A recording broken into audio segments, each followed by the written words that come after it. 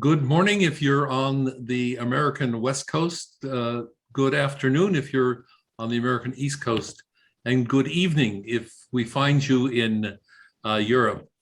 Welcome to a wonderful series of programs that we have entitled Freighted Legacies, a series of webinars entitled Freighted Legacies, the Culture and History of Jewish Interactions in Poland. This is now the sixth or seventh in a series of programs that we have prepared for you with a number of topics that are seeking to discover not only the history of Jewish interactions in Poland, but also the current realities. Today, we're privileged to have a panel that will discuss the recent translation into Polish of a very significant book entitled The Honey and the Sting, written by Rabbi Walter Rothschild. This is a book that has been used among liberal and reform and Masorti conservative congregations to introduce Judaism. Many of the people who have been a part of the reading public are people who have sought to understand Judaism as a faith that they might adopt for themselves. This is, of course, a challenge for many people as they read and try to understand and adopt the Jewish perspective on religious and cultural life. And so we have a very interesting panel that will be introduced by my colleague, Dominika Zakrzewska. At the end of today's panel, I'm going to share with you our future plans. Let me just say that if you're listening to us, I hope you've chosen the right language for you. At the bottom of the panel, you'll see that you have the opportunity to choose either English or Polish. Please choose the right panel. And this time I want to introduce you to Dominika. But first I want to say a word about Dominika. First of all, I should introduce her properly as Dr. Dominika Zakrzewska, who teaches at Warsaw University in the Department of Education. Soon she'll be taking a leave of us for several months to teach in a program at the University of Chicago. We're very proud of her. And she has been the coordinator and the all-round problem solver for Beit Polska. In addition to that, she is in a master's program at Hebrew Union College. And we're very proud of the fact that she has taken on this. And at some time soon, we'll have the opportunity to hear from her about her research, which I'm sure will be of interest to our listeners. At this time, I'd like to introduce her and invite her to tell us about the panel and invite the panel to tell us about the new translation into Polish of The Honey and the Sting. Dominika? Hello, good evening, good morning. Shalom lekulam. It's a pleasure for me to be with all of you today. So we especially welcome the panelists, Rabbi Walter Rothschild, author of The Honey and the Sting book, Rabbi Alan Isser, Dr. Mirosław Patalon, and Dr. Lena Magnon, who will be sharing with us today their perspective on the book. And then I also would like to thank very much to our translators for today's meeting, Marzena Szymańska and Marek Jerzowski. Marek is the president of Beit Polska, the Union of Progressive Jewish Communities in Poland, and he's supporting us today as on each of the webinars. So welcome again, and Rabbi Rothschild, would you like to start? That seems to be my task this evening. Hello, and well, I say this evening, this morning, this night, whatever. It's an interesting point of view that we have a globalized society and a globalized opportunity now to talk. So it's always possible for some Jews to be davening Shacharit and others to be doing Ma'ariv at the same time. As long as God can work it out, that's the main thing. I think the first thing, or the main thing that I want to stress, Rabbi Beliak did say in one of his flyers that the aim was not to become manic depressive about being Jewish. I think one of the main things I need to say is that actually one does need to be a little bit manic depressive about being Jewish, because the situation of being Jewish historically and in the present and the concerns we have for the future do require, well, a certain perspective. And one of the issues that was important to me as a congregational rabbi, working first in the north of England, in Yorkshire, and sort of Leeds and Sheffield and Hull and Bradford, and then working in Vienna, and then working a little bit in the Caribbean, and then working a bit in Germany and Austria again, then later on, of course, a bit in Poland, only a bit, is that I'm very concerned that people should not be naive. And very often the people who came to me wanting to convert, saying that they wanted to convert to Judaism, had very little idea of what it involved. And I want to teach them the beauties and the dangers, the honey and the sting. And one of my concerns is that most of the books that were available when I first began as a rabbi nearly 40 years ago now, always stressed the honey. To become Jewish is wonderful, it's beautiful. There are photographs of mummy and daddy and two kids and a dog and Shabbat candles and a challah and all the rest of it. And I'm sure you know this kind of book. And they talk about the children going to temple at the weekends and everybody's happy. And of course, my congregational work is very different. I'm dealing with people who are unhappy. If they were happy, they wouldn't come to me. So one sees as a congregational rabbi the different side. So in a sense, the question that so often comes, why the sting, apart from the fact that it's a beautiful song, of course, by Naomi Shemer, is that the sting is important. You have to be aware of the potential dangers, the potential problems, and then see what it gives. Now, I don't want to go over the whole hour, but although I could easily talk that length, but I want to give a couple of horrible examples which have influenced my thinking. And of course, you're welcome to challenge and argue and ask questions later. The first was that I was ordained in 1984 at the Leobeck College, took up my first position in Leeds, went on my first day to the rabbi's office and found a pile of folders on the desk from my predecessor. The top one, so my very first task as an ordained rabbi, was to organize a divorce, a get, for a couple where the young lady had converted, married her Jewish boyfriend, had several children, lived with him for some years, and then he left her. And he left her because he couldn't stand the fact that she was so interested in Judaism. She wanted a kosher home, she wanted to raise her children Jewish, she wanted to have Shabbat. And the Jewish husband left her. And this taught me very early on that you can't always assume that converting a couple brings them together and makes them stick.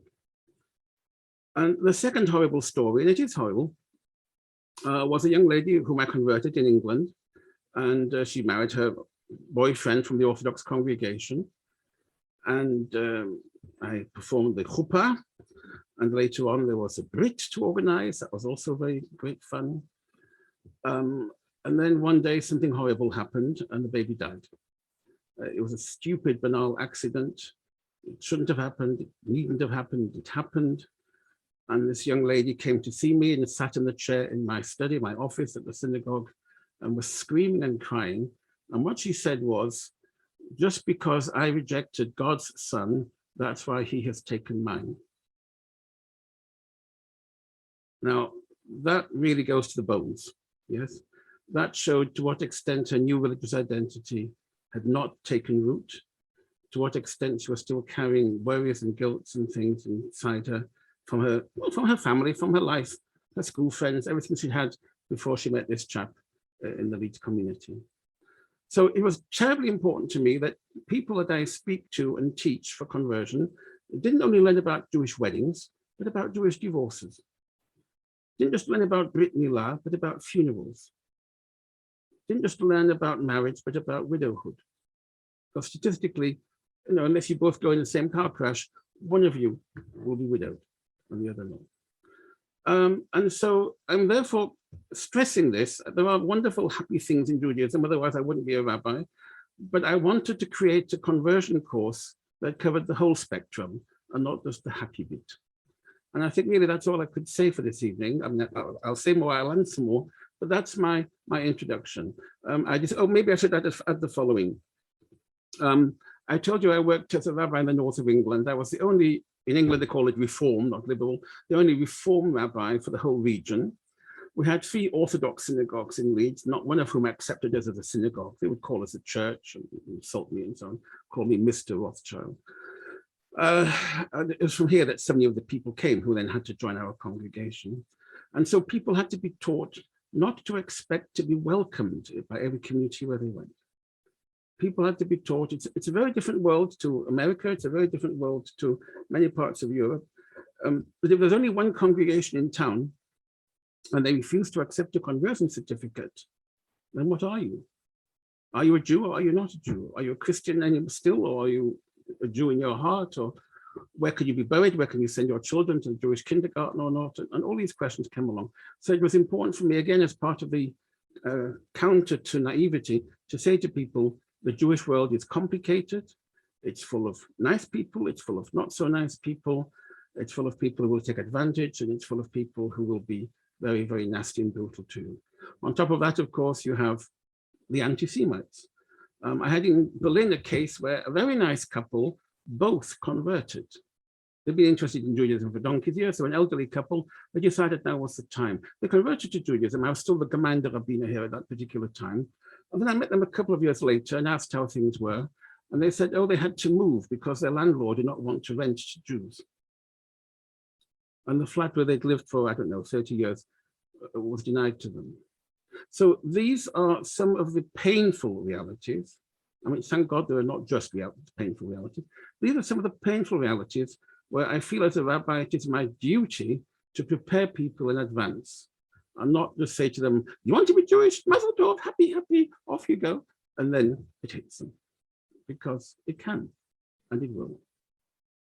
In some areas, in some parts of Europe, the number of Jews is so tiny, and we're speaking now of Poland as well, but the same could apply to Croatia, the same could apply to Austria and others, that the chances of finding a really live, warming, loving community are very, very limited. In some areas of Europe, there are communities, but they like to spend their energy fighting each other. Some people wish to make aliyah. In fact, ironically, only this morning, I received an email from a former convert from Beit Warszawa. She's written to me saying the Sochnut, the Jewish agency, want a different letter from me than the one I wrote for her. In other words, rather than saying, hello, welcome to Israel, we're glad you're here, they're saying, are you really Jewish? Who was the rabbi who converted you? What did you learn? And so forth. I mean, I've had this many times, but it's ironical that this email came today. And so this is part of the real Jewish world. I've always said, and some of you know my old jokes, you've heard them many times, you have to believe in God because you can't believe in his people. And so as a rabbi, I try to serve both. And that is sometimes a very, very painful place to be, very complicated place. Okay, I now hand over. I want to thank, by the way, Marjana and Lena. I've been getting over the last years, 2 years, 3 years, long emails with translations and questions and things that I obviously can't understand in the main text, but I can see that people have been working. And maybe I ought to add to this point, although the book exists in English and in German, what you're getting is not a translation, it's a reworking, because it has to suit the local circumstances. I personally am not in a position to do that. That is exactly where the local factor is so important. So I'm grateful to the locals who've taken that quite enormous task on, and of course to Chaim, Rabbi Chaim, for pushing it along. Thank you. I hope that will do for starters.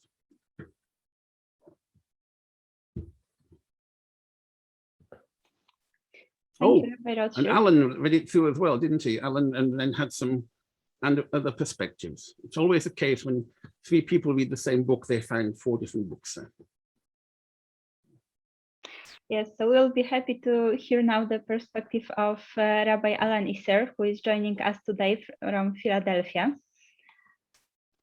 And Rabbi Isser also visited Beit Polska several times during last few years, giving here lectures and study sessions for people both in Poland and online during last year of pandemic. So he also have quite a good insight into the Polish realities.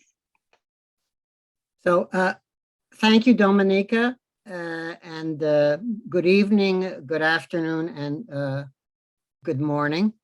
So I've had the pleasure of reading the book.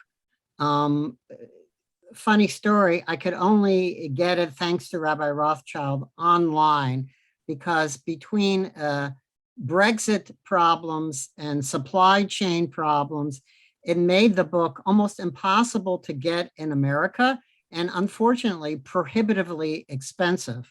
So it's interesting how that aspect of globalization affected even my reading habits, but Rabbi Rothschild was kind enough to send me a PDF of the book, which enabled me to read it. So I want to make a few comments about the book. There are other books published in America that are designed as conversion handbooks, so to speak, but this is far and away the most thorough book that I have read. And one of the things that I like about it is it gets down to, this might challenge our Polish translators, the nitty-gritty of Judaism, the mundane details, the how-tos, which often can be strange and off-putting for people entering the Jewish portal. And I think Rabbi Rothschild's book in English does a very good job explaining those things, how the synagogue works, what the small details of the holidays. And I also like the fact that even though it's written from a liberal/reform perspective, it also feels comfortable giving the traditionalist perspective. And I am, by the way, I forgot to mention that I am a Masorti/conservative rabbi by training. So I appreciate that, and that is part of its thoroughness. And then it has very useful appendices at the end of the book on the liturgical and Torah readings for the years, suggestions for future readings, and how to learn Hebrew. And it also deals with contemporary Jewish subjects like Israel, the after effects of the Holocaust. So it's very thorough. It's very good in the how-tos. I think if there is one weakness the book has, and of course you wouldn't want to make the book encyclopedic, and it would be unwieldy if it were too big, is it could do maybe a little better job at explaining Jewish beliefs. And I think particularly for people who come, in my experience, and I'll tell you a little about my experience in a minute, particularly for people who come from a Catholic background to Judaism, the question of what Jews believe in is very important and very mystifying to them, because if they're from a Catholic background, they're used to hearing just one point of view, what the church being very centralized, what the Catholic Church has to say on belief in God, the afterlife, etc. Judaism doesn't work like that. It has a variety of perspectives on all these issues. And that, I think, is important for people coming into Judaism. I have been involved in America in a variety of conversion courses from the conservative movement, both here in the Philadelphia area, which has a very large Jewish population, over 250,000 Jews, but also in places that you probably never heard of, like Lansing, Michigan, which is in the heart of what we call the Bible Belt in the Midwest, where there are a lot of fundamentalist Christians and very few Jews. So I've had a variety of experiences dealing with converts, and the importance of having a good textbook really can't be underestimated. One thing I would like to hear from our Polish participants is whether this book could serve as a general introduction to Judaism, given for non-Jews, given that there's a lot of, one, curiosity about Judaism and Jews in Poland, and B, a lot of misunderstandings, misconceptions, and myths. Whether this book might prove useful. And the name of the book, again, for those who came in late, is The Honey and the Sting. And I think I'll end right there. And thank you for allowing me to participate.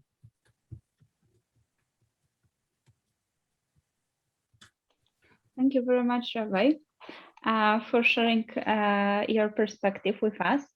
And now we would like to invite Dr. Mirosław Patalon to also talk about his perspective about the book, and maybe to also relate to other questions raised by Rabbi Iser at the end of his speech.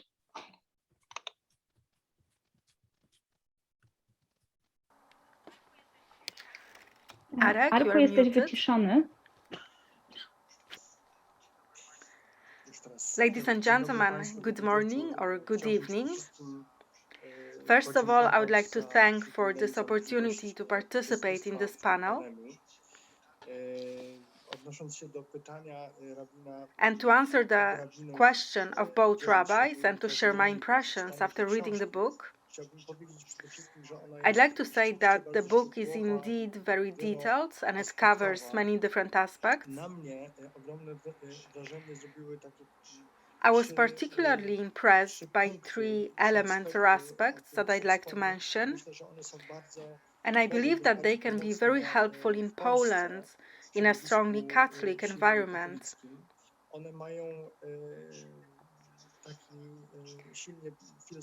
Those 3 elements have a strongly philosophical character.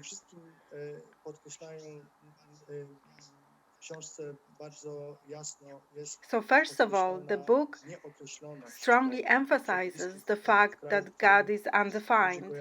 So in Poland, we live in an environment where people associate God with a very specific figure, with a physical figure. So the fact that God is portrayed here as something that is open or undefined, here the term used by Ernesto Laclau comes to mind, that God is like an empty signifier. He exists, but he's undefined at the same time. So for many people in Poland, this can be revolutionary, but at the same time very helpful in understanding God as he's portrayed in Judaism. And another aspect that is very important for me personally in the book is the emphasis on the sanctity or holiness of time.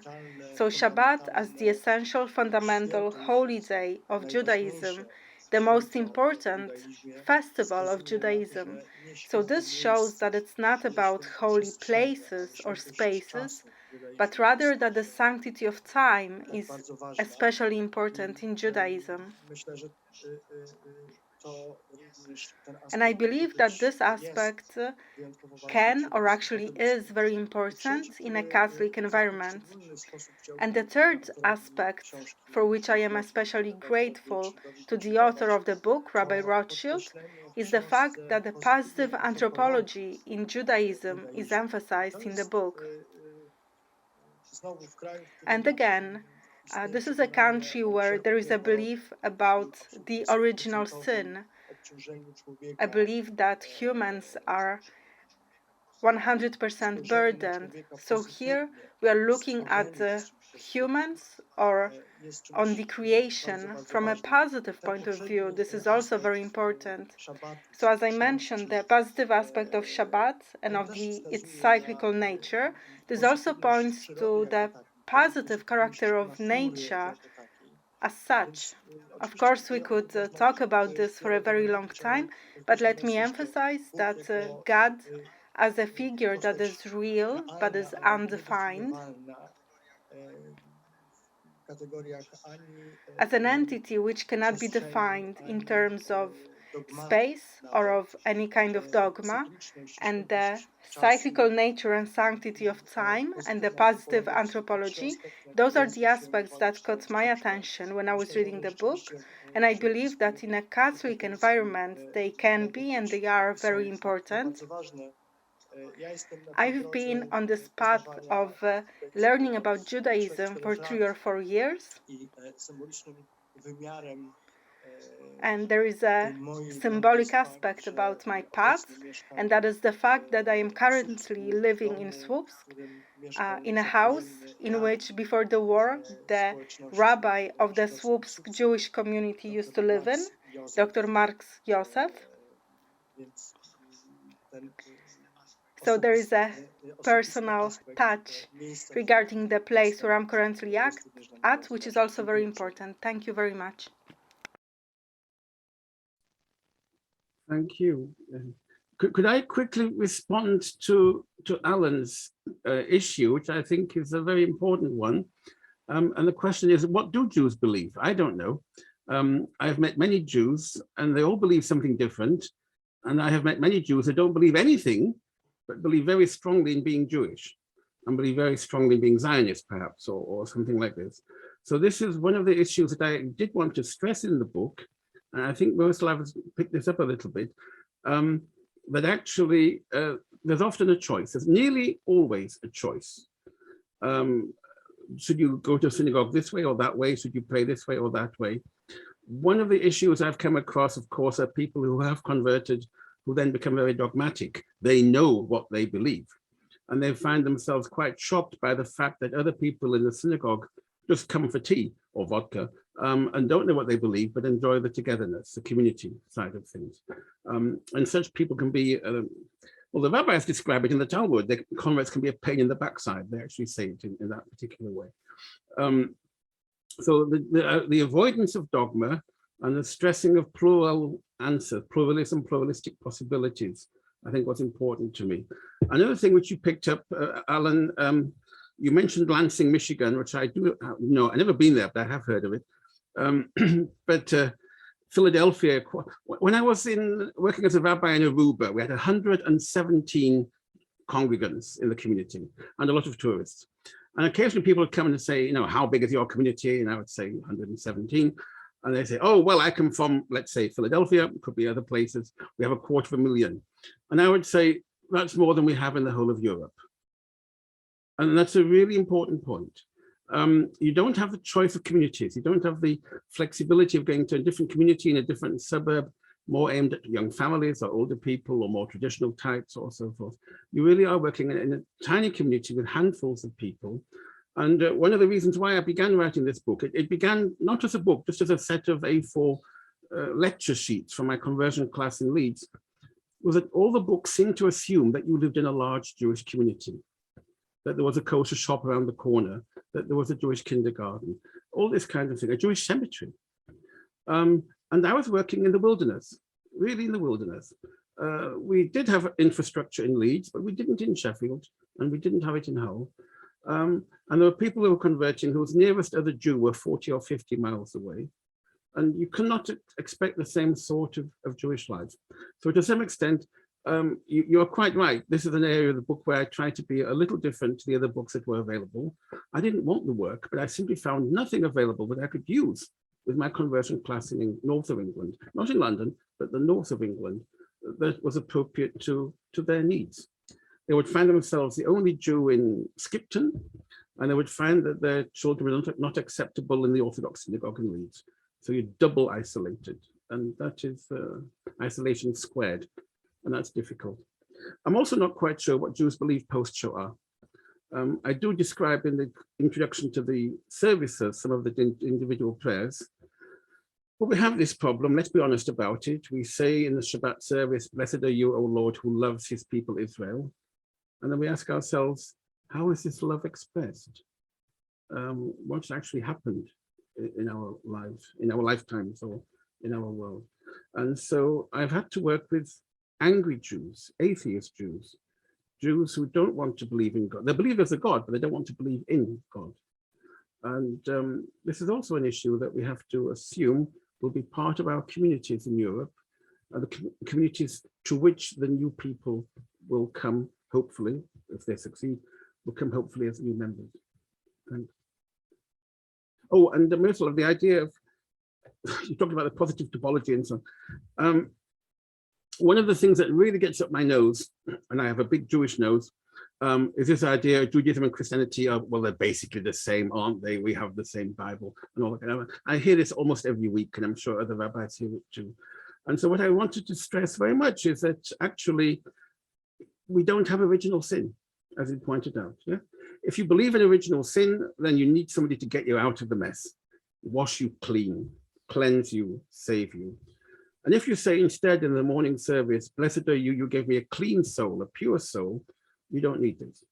And this is such a fundamental difference. However many other rituals that Messianic Jews and Jewish Christians and other people try and muddle together, such an important difference. And I really wanted to stress that if you're a Jew, you think for yourself, you talk to God, you talk directly to God. In German, you say du, which means really the intimate approach. And you don't let these other theological problems of Gnosticism get in the way. So I think that I'm glad you picked up on that particular element. Thank you.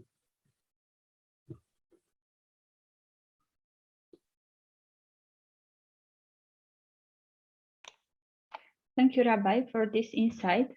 And I would like now to ask Dr. Lena Magnone to share with us her reflections about the book.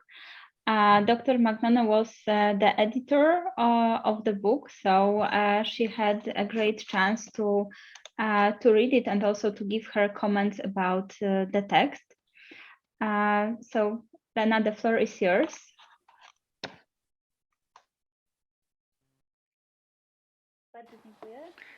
Thank you very much.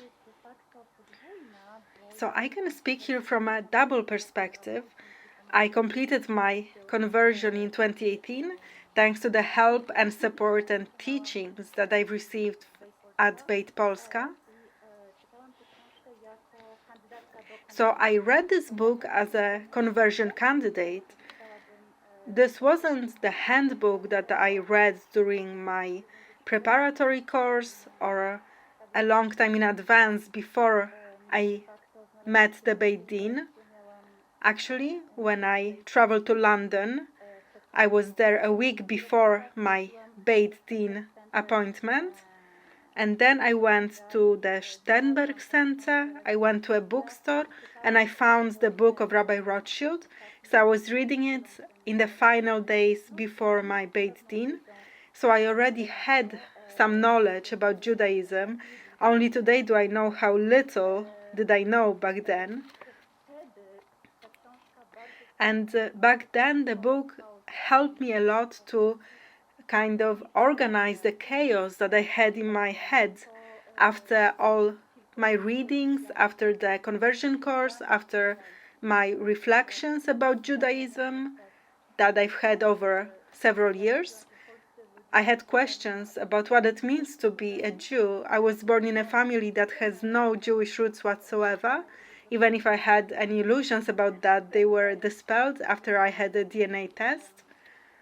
I was hoping maybe I have some kind of mixture of Jewish blood, but it turned out I didn't. So I didn't have any family reasons for conversion. I didn't have any support from my family. I couldn't even mythologize the fact that I am joining the Jewish people. And since I am a scientist and I have a very intellectual approach to everything, I think I read too much before my Beit Din appointment. So only after I've read The Honey and the Sting, it kind of brought me down to earth. And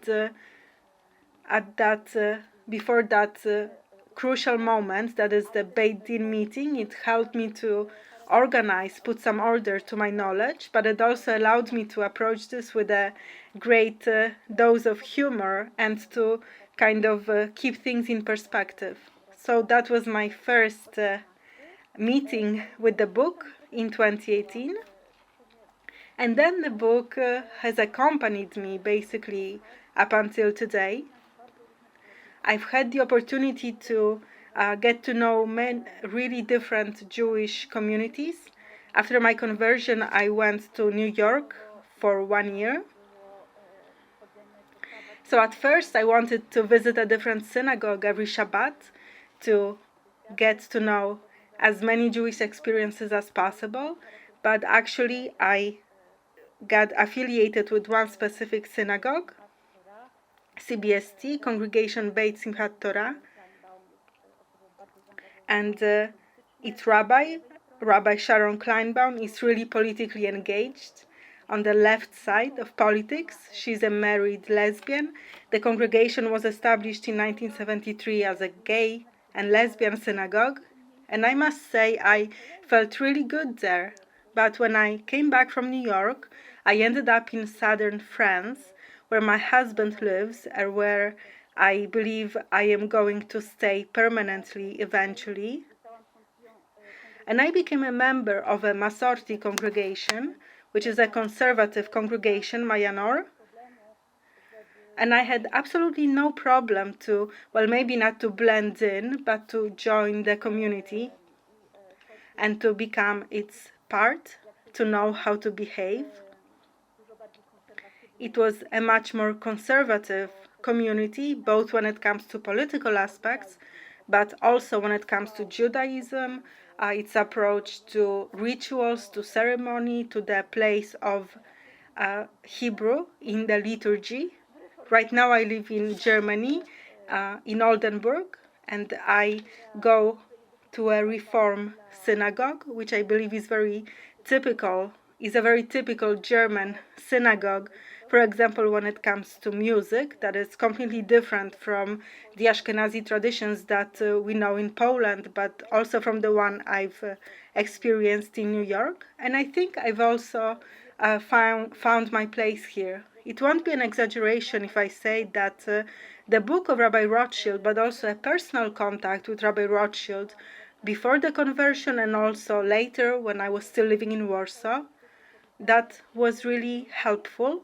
First of all, it helped me understand the richness of Jewish life and also not to expect anything specific, not to enter a synagogue with the sense that I know how things should be and without any expectations that there should be just one correct version of rituals or of music, of liturgy, one correct way of being a Jew. So I've been living a very nomadic life in recent years, and this awareness has really helped me. Right now, I am looking at the book from a different perspective as the editor of the Polish translation. So now I am reading it from a completely different perspective. I am thinking about the Polish readers of the book. So the questions I have to ask the book right now are completely different from the ones I was asking before. I knew I wouldn't be living in Poland, so the book did a very good job when it comes to preparing me to join Western synagogues. But the question that we are asking ourselves along with the translator concern the adaptation of Rabbi Rothschild's book to Polish realia, to the Polish reality, and it's not always simple. But well, for me, it's also very interesting from my point of view as a reader, even though a professional reader. But it's interesting to see how I have changed since 2018 as a Jew, how I have matured in my Judaism. And this allows me, for example, to disagree with the book in certain places, not to look at it as a handbook that I have to memorize by heart and then to recite the answers in front of a Beit Din or in front of some rabbis who will be examining me and checking if my conversion was correct. And here I must add that Rabbi Rothschild is absolutely right. As a convert, I've been in a situation many times where at the beginning my Judaism was being tested in congregations. Sometimes it was done in a very subtle way, for example, by giving me a certain privilege in a synagogue. For example, they would ask me to light the candles, and I always had a feeling that at the same time it's an honor, it's a privilege that should be pleasant for me, but on the other hand, it was a way to test if I know the blessing, if I know how to behave. So when I joined, each time I've joined a new congregation, I wasn't sure if an aliyah to a Torah is an honor for me or if it's just a test to check if I know how to say the blessings over the Torah. Some of the rabbis wanted to see my certificate of conversion to see who had signed it before they agreed to give me an aliyah to the Torah. They wanted to make sure I am actually a Jew. So this is the reality that I've had to face. The reality I've had to face after my conversion, and that all converts will have to face. But as I've already started to say, and this is my last remark, so the fact that today when I'm reading the book and I'm preparing I'm reading the book as a scientific editor, sometimes I am arguing with the author in my head. I'm thinking I should add a footnote and saying, well, the editor doesn't share the author's opinion. So I think that this is actually a fact I should be proud of, because it means that I've actually become a Jew, that I am a different Jew than the author of the book. So I think I should also give credit for this to Rabbi Rothschild, whom I'm very thankful to. Thank you very much. Thank you very much, Lena, for sharing with us so much of your experience. I think it's wonderful that we also had the perspective of somebody who looked at the book from two different perspectives of an editor and of a user who actually benefit from its content. And I would like to open the floor for questions because we have last 15 minutes of our today's meeting. So we will be happy to hear the questions from our participants, from those of you who are joining us today, to hear about this topic. So if you can write the questions in the chat, then we'll have possibility to read them, and our panelists will be happy to answer. If I could just share one remark, comes from a board member, David Kadar, referring to a part of our conversation. He says, God talk is fundamental to Judaism, but not to being Jewish. If one accepts, as I do, this is David Kadar, that being Jewish is being part of a people, maybe even a national, even a nation. So this was referring to the conversation between Rabbi Rothschild and Rabbi Isser around what can be said about God. There is a basic rule of life, Chaim, which I share with all other Jews. And this rule is that I am the only correct Jew. Okay? To my left are these assimilationists and atheists and ignoramuses, and to my right are these fundamentalists and ritualists, and I'm the only one in the middle. And I'm in the majority because the majority of Jews believe exactly that. But that's why Rabbi Isa and myself are both in the middle, even if on my screen there are two different middles. I'll just add a similar joke, and then I want to make a more serious Who says it's comment. a joke? Who says it? Which is, what's the definition of a heretic? A heretic is somebody that keeps one less mitzvah than I do. And what's the definition of a fanatic? A fanatic is somebody who keeps one more mitzvah than I do. So it seems to be a lot of different versions of the same saying.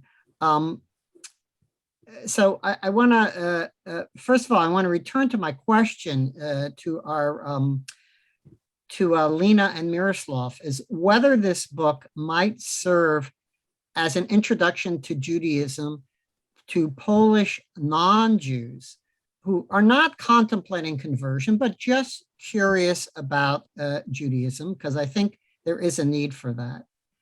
And secondly, just to follow up on something that Lena said, I can't speak to Europe or to Poland that much, but in America, I don't feel that we do a very good job integrating converts into the community once they have gone through conversion, meaning there isn't, most places that I'm familiar with, there's no follow-up program to help integrate people into the community, to make sure they've joined a congregation, to give them avenues for further study, et cetera. We don't do a good job with that, and that is certainly something that I think is very important. Could I first, Alan, simply say the book was advertised in England as for anybody interested in Judaism. So it isn't actually called a conversion course. It's used, it's available to use as one. So my hope would be, obviously the Polish situation is different. The kind of people questioning Catholics, people with doubts might be different. But the intention is certainly that it's available to a wider audience than just as a conversion textbook. I want to ask Arek, we've called Miroslav Arek for a long time, and Lena, if they would like to respond to Rabbi Isser's question. Well, to answer this question directly, then of course, yes, this book is a great introduction for the Polish readers. Well, maybe one critical remark. Some parts of the book are discussing in great detail the reality of Jewish community, Jewish life in Great Britain. So perhaps these parts of the book may be slightly less interesting to Polish readers, but nonetheless it is a great introduction to Judaism. Yes, and let me just add here that all these sections are posing the greatest challenge for us, since what we're planning to do is to replace them with sections written specifically about either the history of Reform Judaism in Poland or the current situation of Reform Judaism in Poland. So it will be not only a translation of the book from English to Polish, but rather we want to prepare a Polish version of the book of Rabbi Rothschild. I hesitated slightly when I heard the question, because it seems to me that it's not a book that could be of interest to those who are looking for knowledge about Judaism as such. Rather, I would say that it fills a certain gap on the Polish market when it comes to Reform Judaism. So I have the impression also when I was starting on my path, and it actually took me 3 years before my conversion, so I had an impression that all the available materials are related to Orthodox Judaism, and actually there were basically no materials about Reform Judaism. So I believe when I was starting the process, I wasn't actually sure what Reform Judaism means. I was sure that Orthodox Judaism is not for me, where because I am a modern woman who, well, has feminist and leftist views. But I also knew that while living in Warsaw, I wouldn't be able to meet the requirements of Orthodox Judaism, even if I wanted to. I don't have a kosher store around the corner. I wouldn't be able to walk to a synagogue. So it wouldn't make sense to set expectations that I knew I wouldn't be able to meet. So if Judaism was to be just an accumulation of failures for me, then that choice wouldn't make sense. But I must admit, I wasn't able to answer the question, what is Reform Judaism, when I was just starting. I knew I didn't want to be an Orthodox Jew, but I want to be a Jew. So maybe this was a path for me. And only later, during the course conducted by Beit Polska, step by step, class after class, and also the teachings at Beit Polska let me learn about Reform Judaism. So I believe that if the book of Rabbi Rothschild is available, it will make it easier for future converts or simply to people who are interested to find out what non-Orthodox Judaism is. So it might make the path easier, the path that for me was very long. Thank you. Lena, if I might just participate here. One of the programs, webinars that we have planned is actually an academic colleague of yours, Alicja Maciejewska, who is going to speak probably in January, February, who is writing about progressive Judaism in the 19th and 20th century before World War II in Poland. And there is a history, and it embodied about 300,000 Polish Jews in 45 different synagogues. And no one has written that history. In fact, if you ask Reform or conservative institutional historians, they know nothing of that. And Alicja is actually writing that history for the first time, along with her doctor father, Michał Galas. And so they will be participating. And in some ways, we're waiting for the integration of that material into the book. So we will have that as part of our program and hopefully integrate it into not only the book, but also the consciousness of world progressive Judaism.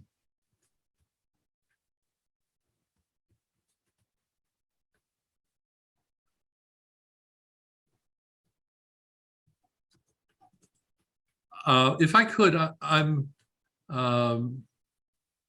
interested in asking someone to respond to Arek's remarks about the importance of Shabbat, the importance of a kind of definition of God.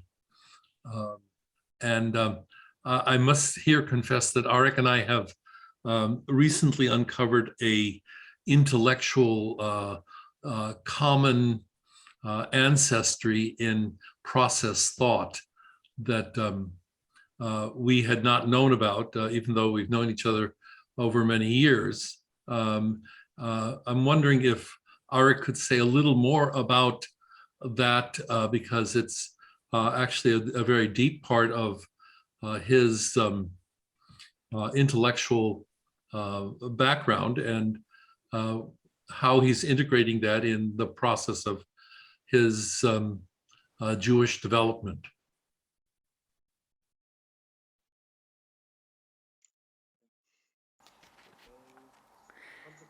So just very briefly,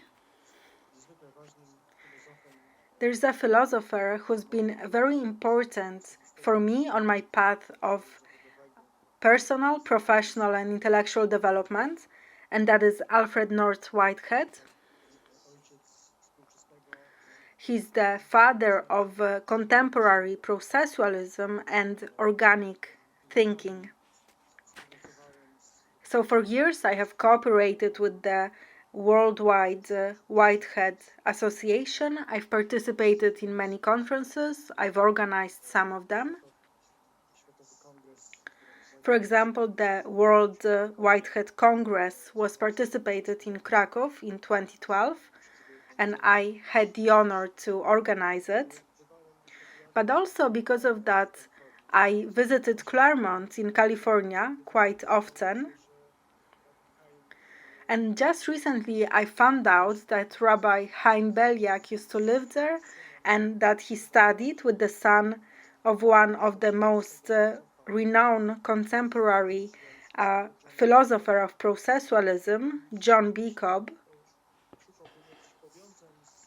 So if I was to find any links between Judaism and processualism, then I would say that this philosophical thought has brought me closer to Judaism, by showing a reality that is not constant, but rather it's a process, it's something that is happening. So by emphasizing the aspect of time, and this is really emphasized in the idea of Shabbat, and also in the idea of the dialogue-oriented aspects in processualism. So all that was really important for me, and it brought me closer to Judaism. We have a couple of questions. Thank you, Arik. We have a couple of questions that have just come in. One of the questions is from someone asking, how would the average Pole react upon discovering that his or her neighbor having converted to Judaism? What would she think or feel about that? This is from somebody named Howard. Anybody want to take that question?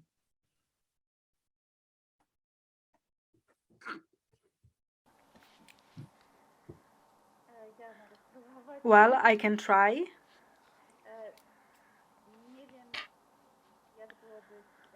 I don't know how it would be with an average Polish neighbor, but I can speak about my personal experiences. And well, it wasn't easy.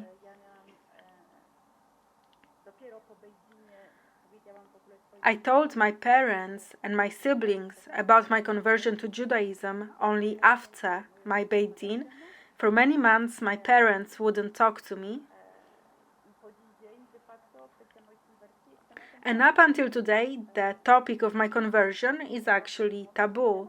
We've never had an open conversation about it. My parents have gotten used to not calling me on Saturdays. So, well, they take into account my strange behaviors as they view them, but they do not comment, and they don't offer any gestures by themselves. For example, to propose that I will get a gift for Hanukkah rather than for Christmas. So it seems that the topic of my Judaism is something embarrassing and problematic for them. And it's certainly not something that they would like to be commonly known within their circles. And it seems to me that my parents are not typical Poles. They are not religious, they are very modern, they are very well educated. They have a very Western European mentality. So it seems that this is the best that I could expect. So an approach that is kind, but at the same time wants to keep silent about it. So it seems that this is all that I could expect from my parents. Then let's have no illusions that from strangers or from neighbors, the reaction could be different. I've never had any unpleasant experiences or any acts of aggression towards me, but I must admit that as long as I lived in Warsaw, I didn't have a mezuzah on my door, and I'm not sure if I lived in Warsaw now, I would have the courage to have one today. Maybe Dominika has more experiences since she knows more people who have completed the conversion process or who are in the process of conversion now, so maybe she has more general knowledge. This is just my personal experience. I will Thank also you. pick up the question and maybe as well refer to one of the previous questions, which was about the reasons for people to actually start the conversion process.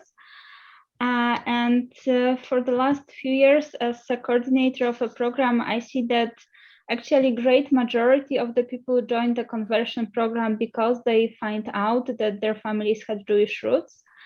But unfortunately, due to the situation of Poland, which is caused by the Holocaust and all the destruction that led to losing people, losing documents, losing the places, many of those people cannot find any documentation or even cannot get the clear testimonies from their relatives about the real roots of the family. So they feel connected, they have some signs, maybe sometimes some documents, and they decide that they want to learn more about Judaism and that they want to join Jewish people.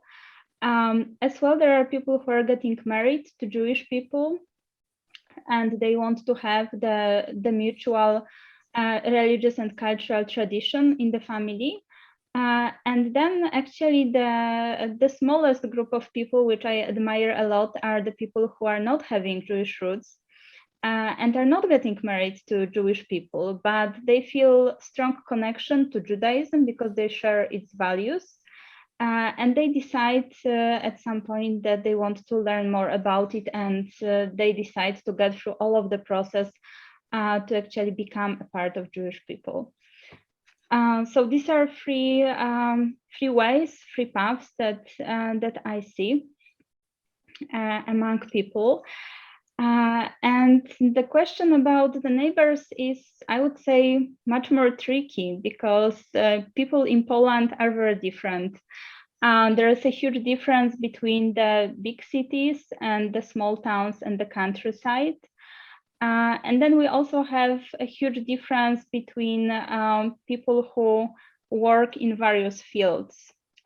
So depends on who is your neighbor, you can have very various reactions, from the very curious and people who would like to know more, who will come and be warm and open and supporting, to the situations when the neighbors can be hostile or unhappy with that. I actually know many Jewish people in Warsaw who are not having mezuzahs on their door.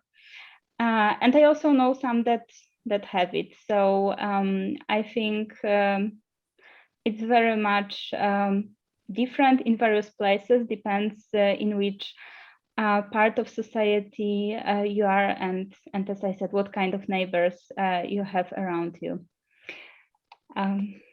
Yeah. So this will be my answer to that few questions. Also, I would like to mention the book Opening the Drawer by Barry Cohen, which have many stories of Polish Jews, as David Kader just mentioned, but I see that it was sent only to hosts and panelists and not to all of the attendees. So this book was a topic of one of the previous webinars. So if you are interested, it's possible to check it at our YouTube channel and listen to those webinars as well. I think we've come pretty much to the end of an hour. We've answered most of the questions. I want to invite people, first of all, to give a round of thumbs up, though they may not be able to see it, to our panel who have made extraordinary efforts. And I want to thank especially Lena Magnon, Arek Pantalon, Rabbi Isser. I want to thank the author, Walter Rothschild. These are wonderful people who have been devoted not only for this hour with us, but in many, many ways of learning and studying. I just briefly want to mention that if you go to our website, jewishrenewal.org, you will find more information about Freighted Legacies. You'll find links to previous programs, as mentioned. Opening the Drawer is one of the programs that we did earlier. And briefly to mention that on November 28th, Erev Chanukah, we have a special program that I'm sure all of you will want to participate in. It is a return to the musical programs that we have been privileged to have with Neil Brostov, who is going to share with us the strange history of the Yiddish and Polish tangos of the 20s and 30s, a kind of tour of the musical history of Poland. And on December 12th, we are going to be privileged to hear a little bit of the work that Lena Magnon is doing in her academic work, her habilitation, which is a 2-volume study that is coming out in English in 2022. So we're going to be right at the cutting edge here. We're going to get a taste of her work, which is entitled Freud's Emissaries, the cultural transfer of psychoanalysis to the Polish intelligentsia before World War II. And I assure you that if your interest is in how people have dealt with nationalism, with Judaism, with being part of an intelligentsia, and how cultural transformation and transfer takes place, this will be an exciting opportunity for us to listen again to Professor Magnon. That's December 12th.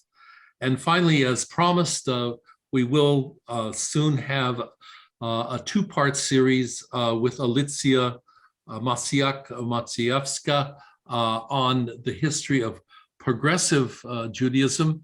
And we have about 4 years of programs already in the hopper. When you go to our website, be sure to stop off at the opportunity to donate and participate in supporting the work of Freighted Legacies. There's a special place to support the publication of The Honey and the Sting. We wish you all a good evening, a good day, and thank you once again to the panel. A special thank you to Dominika for her leading this panel today.